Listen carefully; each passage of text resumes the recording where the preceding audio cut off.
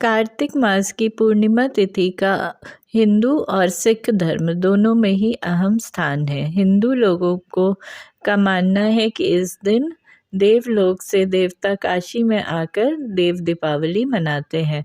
इसी उपलक्ष्य में काशी के सभी गंगा घाटों को दीपों से सजाया जाता है और देवों का स्वागत किया जाता है। ऐसा करने से मिट्टी और घी या तेल द्वारा जलाए गए दीपक से एक सुगंध उत्पन्न होती है, जिसका सीधा संबंध हमारी गुड हेल्थ से है। मेडिटेशन करते समय भी हमें एक दीप प्रज्वलित करने की सलाह दी जाती है। इसका मतलब ये हमारे माइंड को कंसंट्रेट करने का पावर देता है और इसकी एरोमा की हेल्प से हमारे बॉडी के लिए बेनिफिशियल है। सिख धर्म में कार्तिक पूर्णिमा को गुरु नानक जी के जन्मदिन के रूप में मनाया जाता है। गुरु नानक जी सिख धर्म के स्थापक थे और उन्होंने एक नए दर्शन या फिलॉसफी की स्थापना की, जिसमें उन्होंने कहा कीरत करो, मतलब श्रमदान करो, फिज़िकल वर्क करो, वंड शाखो, आपके पास जो भी कुछ है उसको बांटो, नाम जपो, मतलब भगवान पर मन को केंद्रित करो। इन्हीं तीनों को उन्होंने जीवन के हर पहलू से जोड़ा। कल ही मैं एक डायबिटीज़ मैनेजमेंट पर आर्टिकल पढ़ रही थी, जिसको नेशनल लाइब्रेरी ऑफ मेडिसिन में प्रकाशित किया गया है और इसी वेबसाइट पर इस डायबिटीज़ आर्टिकल का नाम दिया था diabetes care inspiration from Sikhism. अब इन्हीं तीनों चीज़ों को डायबिटीज़ के मैनेजमेंट में कैसे यूज़ कर सकते हैं। नाम जपना यानी कि भगवान पर फोकस करना, मेडिटेशन करना। मेडिटेशन करने की सलाह मॉडर्न मेडिसिन, आयुर्वेद तथा दुनिया की हर पैथी में डायबिटीज़ पेशेंट को दी जाती है। इससे स्ट्रेस कम होता है और डायबिटीज़ हील करने में मदद मिलती है। कीरत करनी, श्रमदान करो, फिज़िकल वर्क करने की भी सलाह सभी तरह की थेरेपीज़ में दी जाती है। ये कैलोरी बर्न करने में मदद करता है, जिससे शुगर लेवल कम होता है।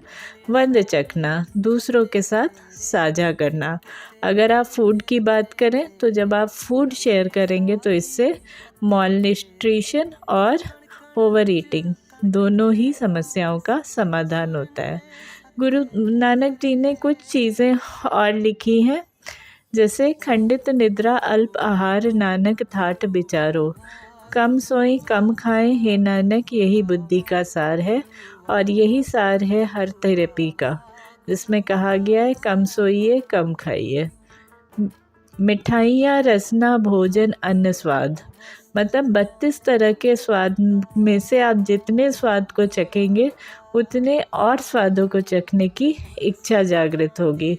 तो यहाँ पर आपको अपना विजडम यूज़ करना है, अपनी बुद्धि का प्रयोग करना है कि कितना टेस्ट करने की ज़रूरत है। इसके बाद ग्रंथ साहब में लिखा गया है, जितनी भूख अन्न रस साध है, तितनी भूख फिर लगाई, मतलब आप जितना भोजन करते हैं उतना ही भोजन दोबारा करने की इच्छा होती है। इसका मतलब अपने प्लेट साइज़ को मेंटेन करने की ज़रूरत है।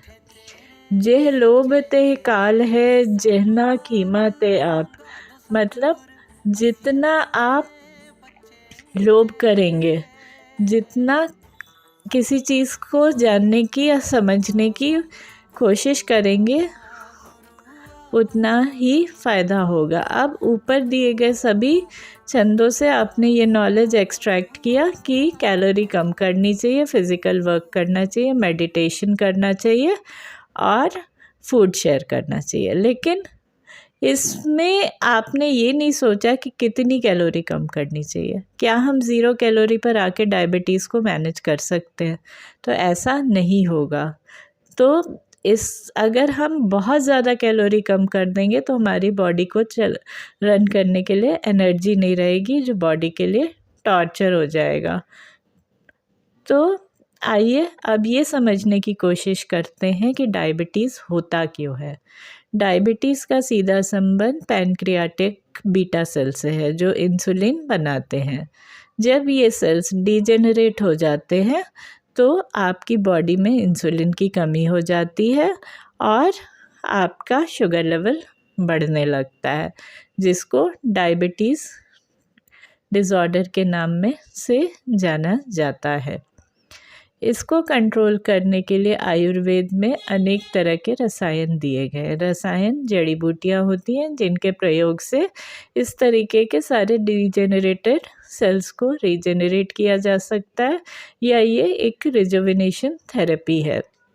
तो विकल्प हर्बल ने इन्हीं रसायन जड़ी बूटियों को यूज़ करके एक इन्फ्यूजन या सम्मिश्रण बनाया है, जिसके उपयोग से इन बीटा सेल को जनरेट करके डायबिटीज़ कंट्रोल करने में मदद मिलती है।